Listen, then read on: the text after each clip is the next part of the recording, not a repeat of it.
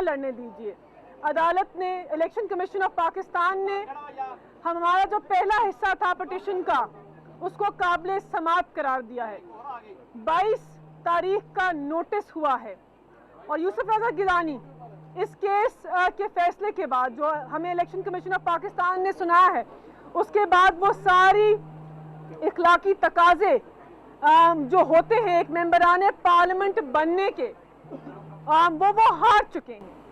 क्योंकि अगर आपके इंतखाब के ऊपर ही एक सवालिया निशान खड़ा हो जाए, आपके बेटे और आपको नोटिस इशू हो जाए और आपको कहा जाए कि वजाहत पेश करो आईनी इदारे को, क्या तुमने और तुम्हारे बेटे ने करप्शन और करप्ट प्रैक्टिसेस अंडरटेक की थी? क्या आवाम के एतमाद को चोरी किया था? मेंबरान पार्लियामेंट के ज़मीर के ऊपर मंडी लगाई थी? इस सवाल की मौजूदगी में इस पिटिशन के इलेक्शन कमीशन ऑफ पाकिस्तान के ज़ेरे इल्तवा होने से वो इखलाकी जुर्रत जो एक मेंबरान पार्लियामेंट को, साबिक नाअहल वजीर आज़म को शायद दिखानी चाहिए, वो दिखाइए। और आइन और कानून के तकाजे ये हैं कि आप ऐवान बाला में चेयरमैन सेनेट के कैंडिडेट ना बने। आपके किरदार के ऊपर, फाइनेंशियल इंटेग्रिटी के ऊपर, आपके सादिक और अमीन होने के ऊपर सवालिया निशान उठ चुका है। यूसुफ रज़ा गिलानी साहब, आप अपने आप को पीडीएम का जो कैंडिडेट है उसकी रेस से निकालिए। यही इखलाकी तकाजे हैं, यही कानूनी तकाजे हैं और यही आईनी तकाजे हैं। जहाँ तक स्टे की बात है, देखिए हमने तो इस्तदा की थी कि काले दाग को लगने से रोक लीजिए, लेकिन इलेक्शन कमीशन ने हमारी इस इस्तदा को नहीं माना। पाकिस्तान की आवाम ये इस्तदा हारे हैं, पाकिस्तान तहरीक इंसाफ नहीं हारे। बिकॉज ये जो ऐवान बाला है ये आवाम की रहनुमाई करता है, मेंबरान पार्लियामेंट आवाम का एतमाद है। तो आवाम जो है वो स्टे एप्लीकेशन जो है हार चुके हैं। हम कानूनी चाराजोई का हक रखते हैं और आगे देखें क्या फैसला करते हैं। इसमें एक मिनट बात देखें, जो आज का फैसला आया है इलेक्शन कमीशन का, इस फैसले को हमने डस्का के फैसले के तनाजुर के साथ भी देखना है। मामला ये है कि इलेक्शन कमीशन ने तमाम तर वीडियोस देखी, इलेक्शन कमीशन ने सेनेट के इंतखाब से एक रोज कबल जो यूसुफ रज़ा गिलानी के साहबजादे वोट खरीदने की वारदात डाल रहे थे वो भी देखी, और उन्होंने हमारी दरखास्त को काबिल समाअत करार देकर नोटिस इशू किए। इसका मतलब तो ये है कि जो हमारे एविडेंसेस हैं, जो हमारे सबूत हैं, उन सबूतों के अंदर जान है और उस जान को इलेक्शन कमीशन जो है वो तस्लीम कर रहा है, जिसकी बुनियाद के ऊपर इनको नोटिस जारी किए गए हैं। तो लिहाजा जो हमारी मेन पहली जो दरखास्त है वो दरखास्त है यूसुफ रज़ा गिलानी की नाअहली के हवाले से। नाअहली उस बुनियाद के ऊपर कि वो वोट चोरी करके, वोट खरीद कर अरकान पार्लियामेंट के ज़मीरों के सौदे कर कर सेनेटर बने हैं, जो कि इलेक्शन एक्ट के 168 की, 167 की, 156 की खुल्लम खुल्ला खिलाफ वर्जी है। और जो हमने इस्तदा इलेक्शन कमीशन के सामने रखी थी कि जब आप इस बात को तस्लीम कर रहे हैं कि इतना एविडेंस मौजूद है, इतना सबूत मौजूद है, जिसकी बुनियाद के ऊपर आप फरीकैन को नोटिस जारी कर रहे हैं, तो हमारी इस्तदा ये भी थी कि वही फरीकैन आगे चेयरमैन सेनेट का इलेक्शन लड़ने जा रहे हैं। आप अपनी दरख्वास्त का फैसला होने तक इनके कामयाबी के नोटिफिकेशन को भी रोक दें, जिस तरह आपने डस्का के रिटर्न कैंडिडेट का नोटिफिकेशन रोका था, उसके ऊपर उनका जो फैसला आया है वो भी आपके सामने है। तो इस वजह से मैं बार बार कह रहा हूं कि सेक्शन 9 के तहत इस फैसले को भी डस्का के फैसले के तनाजर में हम देख रहे हैं, और जो हमारे पास हाईएस्ट फोरम्स मौजूद होंगे उन फोरम्स का भी हम दरवाजा खटकाएंगे। और मैं ये यहां से पैगाम देना चाहता हूं कि अब कोई इखलाकी जवाब भी नहीं है इनके पास, और आपको ये भी बताता चलूं कि ये अपने तमाम जवाब खो चुके हैं। इनको फौरी तौर के ऊपर अपने आप को चेयरमैन सेनेट की कैंडिडेचर से विड्रॉ करना चाहिए, वरना कल को अगर इनकी डिस्क्वालिफिकेशन आती है और आज कोई ऐसा अमल हो जाता है जो हमारे ऐवान में एक ऐसा शख्स पहुंच जाए जो वोट चोरी करके आया है उसका वहां पर एक दिन भी गुजारा हुआ पूरे अवाम को आलूदा कर देगा। तो लिहाजा मैं समझता हूं कि हम अपने हाईएस्ट फोरम्स के ऑप्शंस को भी देखेंगे, सुप्रीम कोर्ट के ऑप्शन को भी देखेंगे और हम इनकी नाअहली की जिद्दोजहद तक, जंग तक, नाअहली करवाने तक हम चैन और सुकून से जो है वो नहीं बैठेंगे।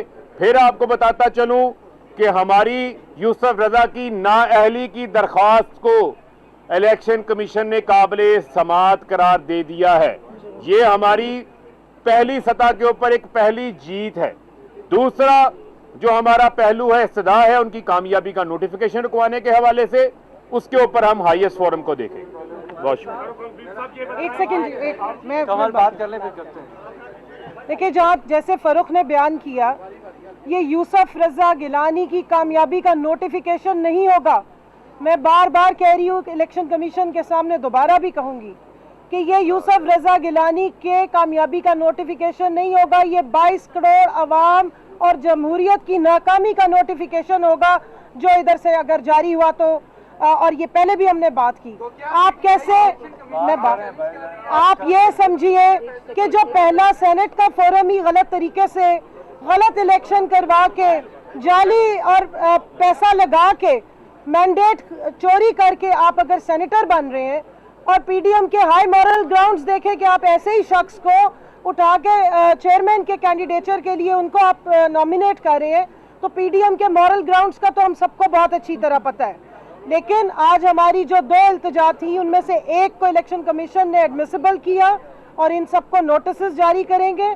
मैं समझती हूँ कि 22 तारीख को हेयरिंग लगाना, 12 तारीख को इलेक्शन होने जा रहे हैं और ये इतना गैप देने पे हमें बिल्कुल एतराज़ है कि एक ऐसा शख्स जिसकी हेयरिंग लगी हुई है, एक ऐसा शख्स जो मुतनाज़ा हो चुका है, एक ऐसा शख्स जिसकी वो वीडियो सामने आ गई है कि जिसने इलेक्शन जो है वो खरीदा है, आप उसके मुताबिक जो है वो उसको कैंडिडेट बनने का मौका दे रहे हैं।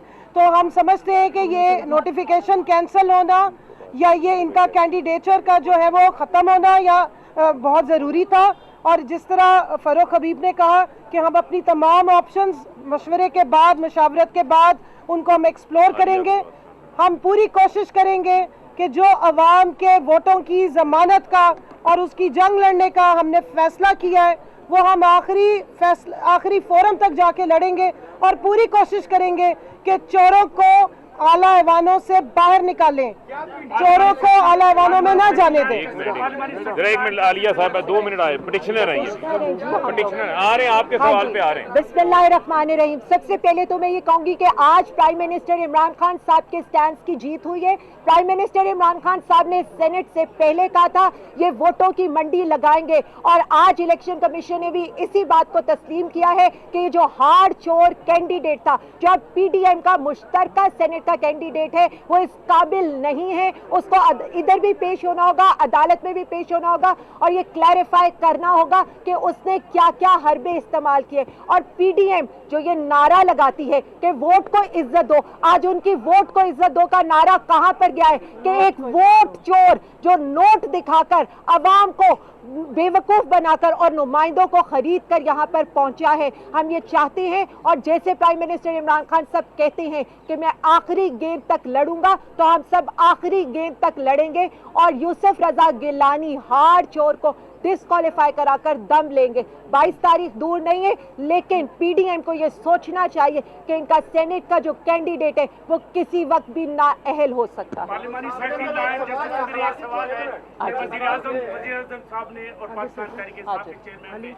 इलेक्शन कमीशन ऑफ पाकिस्तान के हवाले से एक नया बयानिया अख्तियार किया है। वजारत कानून इस बयानिए के आईनी और कानूनी तहफ़्फ़ुज़ के लिए क्या इक़दाम कर रही है? देखिए, हमारा तो इदारों को बुलंद करने के लिए, आईनी इदारों की तौकीर को बुलंद करना ही पाकिस्तान तहरीक इंसाफ के मंशूर का अहम सतून है। हमने आईनी इदारों के लिए जंग लड़ी, हमने सुप्रीम कोर्ट, आला अदालत जो है जिसको पाकिस्तान मुस्लिम लीग नवाज ने मुतनाज़ा बनाया, साबिक नाअहल वज़ीर आज़म ने कहा कि मुझे क्यों निकाला, उनकी बेटी ने आला अदालत के मोहतरम जजेस को जो आइन की सरपरस्ती करते हैं उन्हें कहा कि पटिशनर के वकील हैं। हम ये रवैया नहीं रखते, आइनी इदारों के फैसलों का एहतराम करते हैं उनके सामने सर झुकाते हैं, लेकिन अपनी कानूनी चाराजोई जो है उसको आगे बढ़ाएंगे, क्योंकि अपना केस नहीं लड़ रहे। ये मलिका बुखारी, फरूख हबीब और कमर शौजब का केस नहीं है, ये पाकिस्तान की आवाम का केस है। आवाम का एतमाद चोरी हुआ है, आवाम का वोट चोरी हुआ है और आवाम को जवाबदेह हैं आईनी इदारे। मुझे ये बता दें कि इमरान खान ने 50 करोड़ रुपए के तरक्याती फंड दिए थे, तो उसमें वजाहत हो चुकी है और उसमें फैसला ये आप बताएं। आपसे सवाल ये है कि अभी आपने कहा कि यूसुफ रजा गिलानी सेनेट में आएंगे तो वो हाउस आलूदा हो जाएगा, तो मुझे आप ये इस सवाल का जवाब दें कि हुकूमत के 36 मेंबर थे और अपोजिशन के 68 मेंबर थे सादिक संजरानी के अदम एतमाद के,